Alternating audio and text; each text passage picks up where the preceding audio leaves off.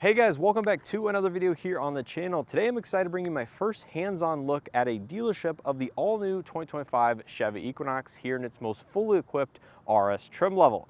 Now, it is hard to believe that about 6 months ago, I was up at the 2024 Chicago Auto Show and actually had a first look at a pre-production active trim level. And overall, I was pretty impressed with that vehicle, but I had a very brief time with it. Really couldn't sit in it, couldn't touch and feel all of the materials on the inside. So it really was a very quick first impression.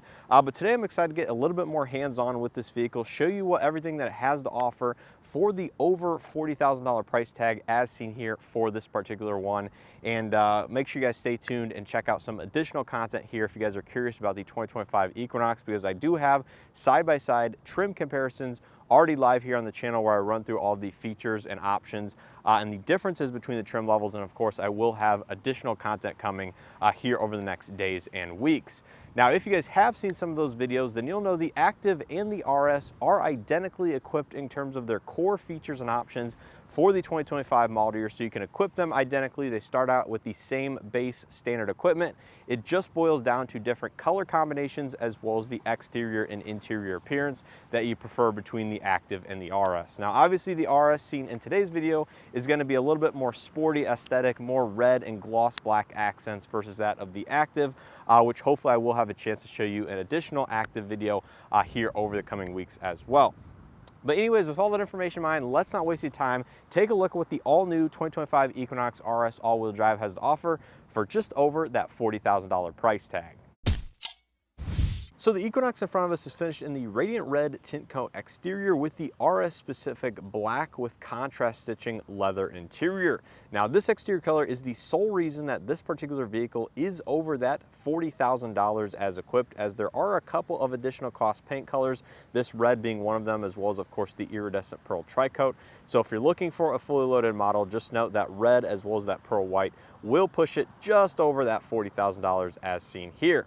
Now, anyways, the Equinox is mostly new for the 2025 model year as well as this generation, although there are going to be some carryover aspects, including most of the powertrain, although there are some tweaks to front-wheel drive units in specific versus that of the outgoing last generation.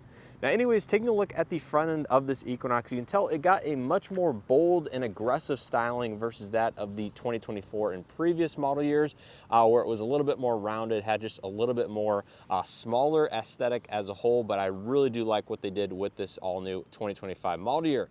Now, every Equinox will come with full LED lighting up front with your LED daytime running lights and turn signals in that upper housing, LED projector headlights down below, and then depending on which trim as well as what package you get, the LED fog lights are going to be either standard on some trims and optional on those lesser ones, such as the LT. Now, the RS does add a lot of nice gloss black accents versus that of, say, an LT or even an Active in some regards. You can see the black bow tie nice front and center, the RS badging here on the driver's side of the vehicle, and then there is the camera system for that 360 surround view monitor system. And then down below, you do have some nice red body color accents in the middle, as well as the gloss black on the edge of the front fascia. Now, you can see there is some matte black plastic that intercepts the middle of the bumper that kind of continues down the side of the vehicle. So all Equinoxes will use the same kind of matte black plastic trim for the body cladding on the side of the vehicle. There's not one, unfortunately, that does get body color accents, which if you know the previous generation, you'll know that it did not have any of the side cladding, which to me made it stand out versus that of some of the other competition, which had gone to this trim for the last several years. Now, coming to the wheel and tire setup, this is going to be the RS specific alloy wheel design. This is the standard one that you get on every RS trim level. It is going to be a 235/65 19-inch Continental Cross Contact RX all season tire, so a very nice road going all season. Coming up to the mirror caps, it is going to be gloss black with your cameras on the bottom for that 360 HD surround view camera system. No puddle lights or anything like that, unfortunately, but the mirrors are going to be heated and do feature blind spot detection. Unfortunately, none of the exterior mirrors are going to be auto dimming.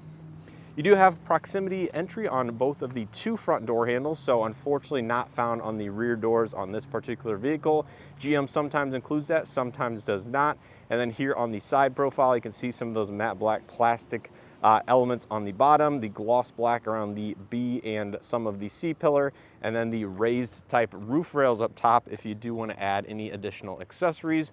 And this one does have the optional panoramic sunroof for about $1,500, which will add a lot of nice aesthetic on the interior of the vehicle. Now coming around to the back, you will find full LED lighting out back as well, which is great to see. Clear accent taillights, which definitely give it a nice, unique look in terms of its appearance, in my opinion. And it is borrowing some of the styling elements versus that of even the new Traverse and the Blazer EV, with that little element that does kind of come down towards the quarter panel of the vehicle. So your turn signals, reverse lights, and brake lights are all going to be found in that upper housing right there. Of course, a black bow tie, as I mentioned, rear backup camera, and they do get the black badging for the Equinox all-wheel drive, as well as the RS red badge on the passenger side of the vehicle. Rear parking sensors are going to be standard on this vehicle, and then you can see a nice large gloss black plastic element towards the bottom of the bumper, which is one of those RS specific design cues. Now, one other thing I did want to mention quickly here at the back is this vehicle does have the rear view camera mirror, which will be found up here just below the clear third brake light with the integrated washer nozzle. Again, that is going to be a standard and or optional feature on some of those lesser trim levels, depending on how you do equip your Equinox. So that's going to be a basic look at the exterior of the vehicle. Let me know what you guys think down in the comment section below. I really do like what they did with the overall aesthetic of this vehicle, especially compared to that of a 2024 in previous generation. But let's go ahead and take a look at the window sticker so you guys know exactly how this one is equipped. Then we'll jump onto the inside. So taking a look at the window sticker, the Equinox Active and RS come very well equipped for the mid $30,000 price point in terms of their standard equipment. You get things like the dual zone automatic climate control, proximity entry with remote start, active noise cancellation, wireless device charging, LED lighting, rain sense wipers, heated wiper perk, of course, adaptive cruise control, enhanced lane keeping assist. The list really goes on. Now this one does have the panoramic sunroof, safety and technology package, as well as convenience package 3 for the 3 main equipment groups you can get on the RS trim. Now, like I said, Radiant Red Tint Coat is an extra cost color for $495. This one has the front license plate bracket mount as well. And the universal home remote is actually non-functional on the early production vehicles, so you get a $50 credit for that. Hopefully that will be enabled in the future, which brings the total MSRP on this one, including destination, to $40,410. So taking a look on the interior, like I said, the RS comes with the black Evotex on the inside with red accents, but it is going to have even some blue accent stitching on the door panels as well as the seating surfaces. So starting out here on the door panel, you're going to find several design elements that are carryover from other recent GM products, but obviously several that are going to be unique to the Equinox as well. This entire section right here is going to be soft touch, lightly textured, which actually feels very premium, and I like the material that they chose to use on the door panels, and like that they made the soft touch area very large in case you want to rest your elbow or arm on this upper section.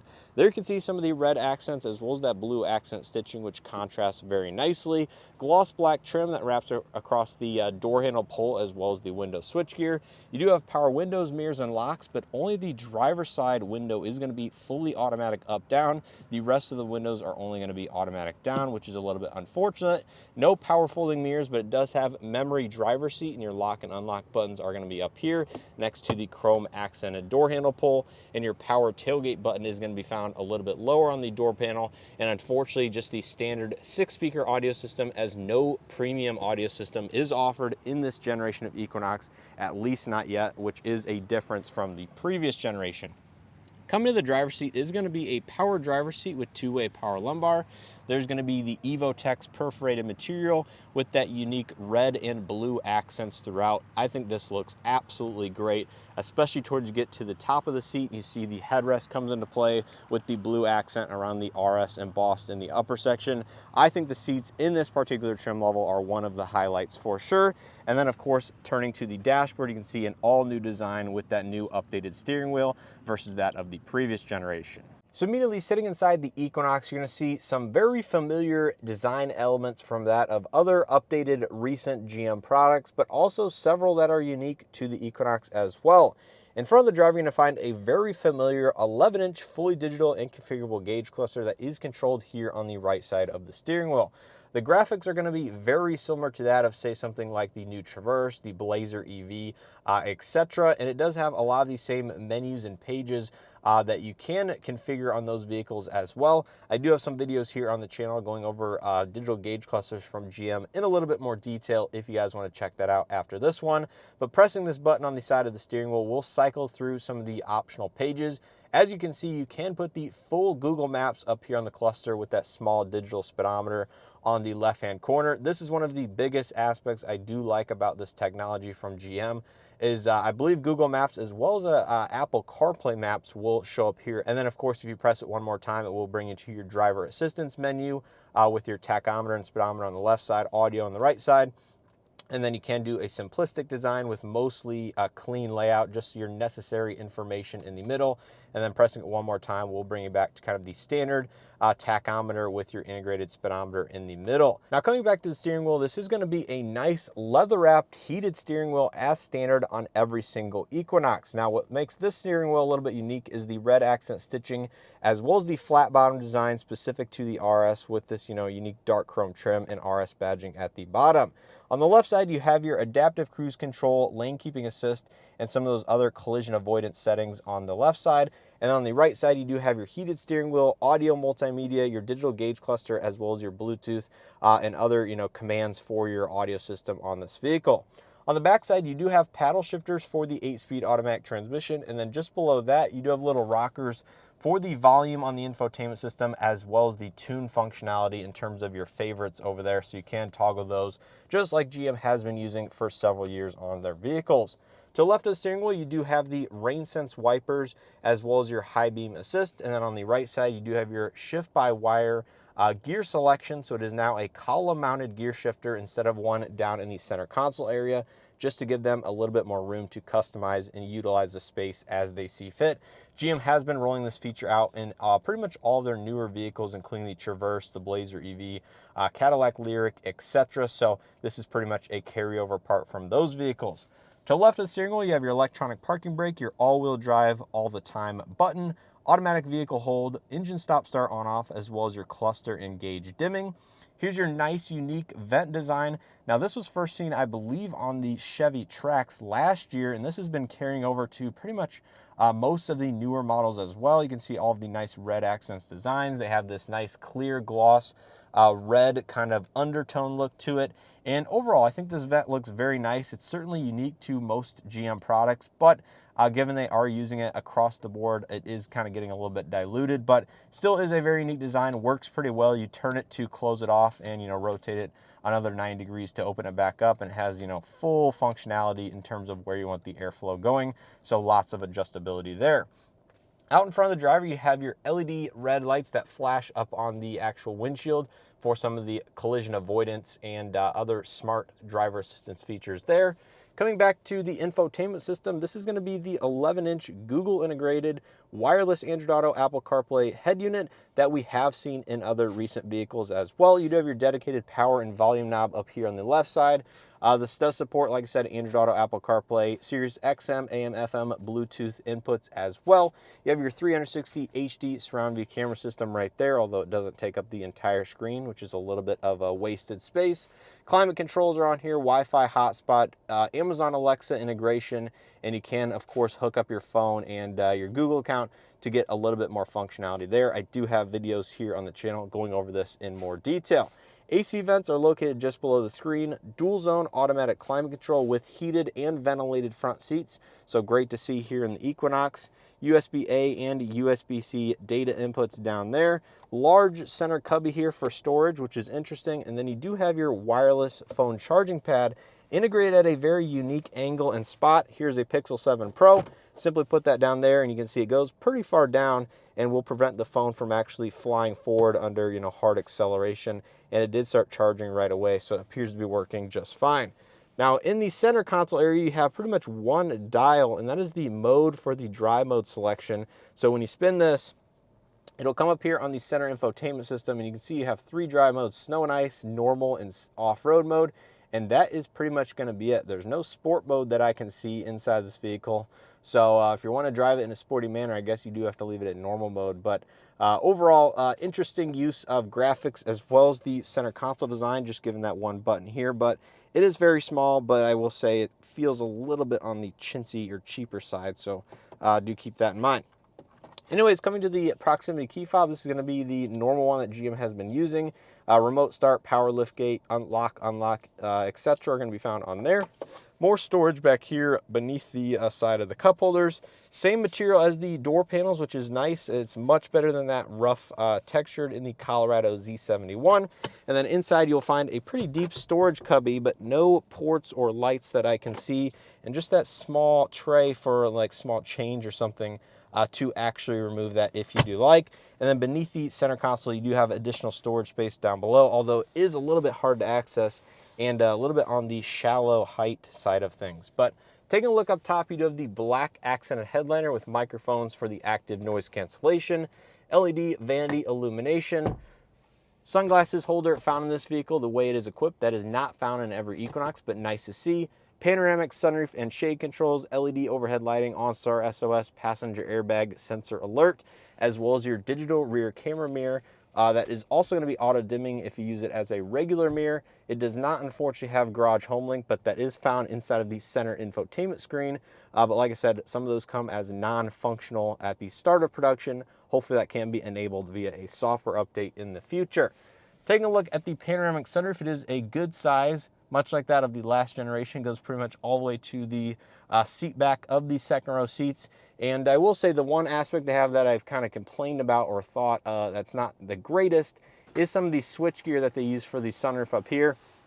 I don't know if you guys can see it on camera, but it is very shallow, so you can barely get a grip on the edge of the button here to close or open the shade. And given they use this chrome accent trim, it makes your finger kind of slip off, so you might not get a good actual press of the button depending on how you're pressing it or your finger size, etc. So that's just something I noticed using it for the very first time. Hopefully that is something they can tweak as time goes on. But overall, the front seat of the Equinox RS is pretty nice, pretty impressive. I like some of those materials here on the passenger side with the soft accent dashboard. But let's go ahead and take a look at the back seat and see what's offered back there. So take a look at the back seat of the Equinox. This is going to be one of the nicer aspects of this vehicle as well, given the more boxy design as well as the slightly increased size.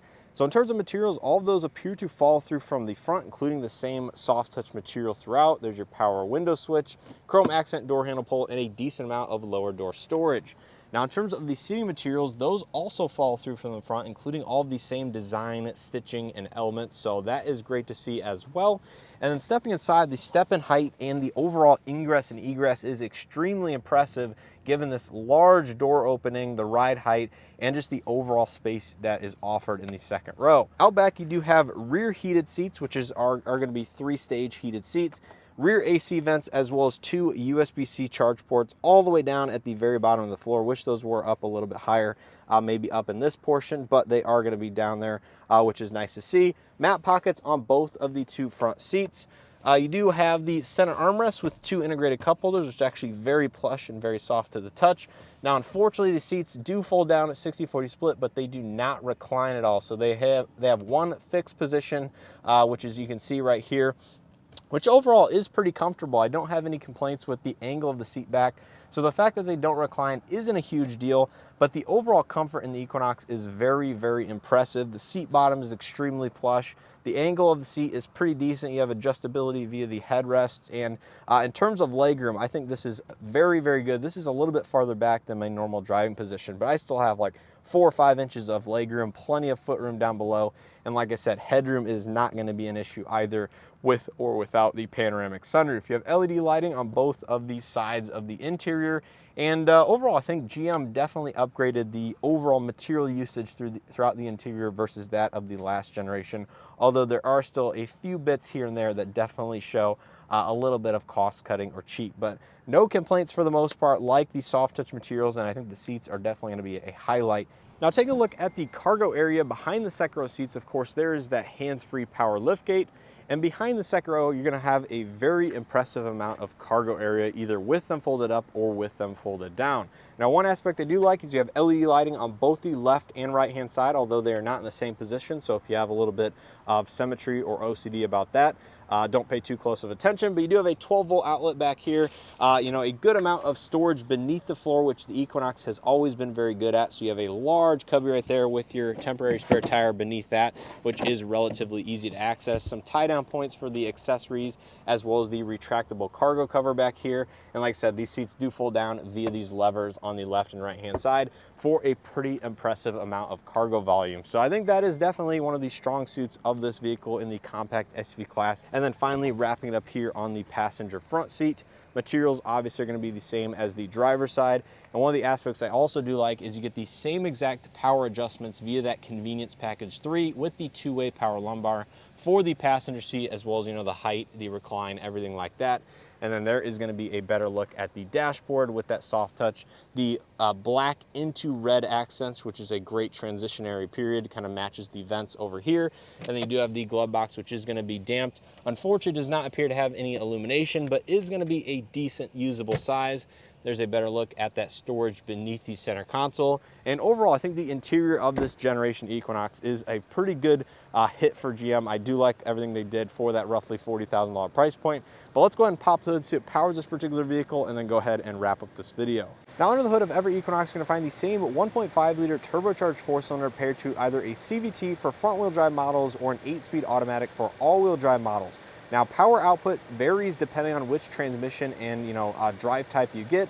It puts out 175 horsepower and 184 pound-feet of torque in front-wheel drive configurations, and that torque number will be bumped up to 203 pound-feet of torque if you do equip the all-wheel drive with that 8-speed automatic transmission, but horsepower remains the same at 175 horsepower. So overall, this is going to be very familiar to that of the previous generation Equinox, if you guys are familiar with that. Unfortunately, GM did not bring back the 2-liter turbo that was formerly available up until about the 2019 or 2020 model year, but every Equinox does soldier on here with the same 1.5 liter turbo. So that's gonna do it here for this walk around tour of the all new 2025 Chevy Equinox RS in its fully loaded form factor. Hopefully you guys enjoyed this video and or found it helpful as usual. If you did, make sure to hit that like button below, subscribe if you haven't already, and check out some additional content I have here on the 2025 models as already, especially if you guys are curious about what the differences are between the features and options between, say, an LT or an Active and RS in specific. Now, I will have additional videos of some of those other trim levels coming very, very shortly here on the channel, so make sure you guys stay tuned for that. But overall, my first hands-on impressions sitting inside a fully equipped Equinox for the $40,000 price point is, I think they did a pretty decent job at, the equipment, the features and amenities, as well as the materials on the inside. Now, the thing that stands out to me as going to be, one of the big favorable aspects of this vehicle are going to be the seats. Sitting in these for the first time, the Evotex material, everything like that, I think this is going to be one of the standout items that you'll see mentioned by not only reviewers, but probably future owners of this vehicle as well, is they are pretty darn comfortable, both in the front as well as the back. I think the back seat legroom is very impressive. I think they managed to make that, probably nearly class leading in the compact SUV space. So I'm sure that's going to be up there in terms of those figures. And the overall technology and feature set and driver assistance is pretty good, similar to that of other recent GM products as well. I won't say that is going to be class leading in terms of its performance, but of course I do have to wait and test that out in person. But I think the wireless Android Auto and Apple CarPlay being here is going to be favorable. I think the 11-inch digital cluster has good resolution, good graphics, and, decent user customizability. So that's going to be pretty good. And I think a lot of people will take to like a lot of the aspects about the interior of the Equinox. And I certainly do like the exterior design and everything like that. I think there's just a couple small issues I have with the interior in terms of some of the switchgear as well as some of the, design, which maybe I'll touch on in a future video. But I think, like I mentioned, with the sunroof controls in particular, those were kind of overlooked in you know, ergonomic and functionality, because they just don't feel that easy to use in terms of you know, the buttons being a little bit slippery, as well as a little bit on the smaller side. But I think that's something they could fix relatively easily, either in a mid-model year change or certainly for like the 2026 model year. So we'll have to see if GM does address any of those small nitpicks that maybe I and or other people might have over time with this vehicle. But I think as a whole, first impressions are very positive with the 25 Equinox. And I can't wait to kind of compare it to other vehicles in this compact space as well, just to see if one kind of stands out versus the other one. But anyways, let me know your thoughts and comments on the all-new 2025 Equinox RS down in the comment section below. Is this the trim level you would pick? Would you go with the Active for the same price, or would you get the LT in either its, you know, any of its configurations for a little bit cheaper, just to save a few $1,000s? But anyways, I appreciate continued support here on the channel. Make sure to check out some of those additional videos. And as always, hope to see you guys in the next one.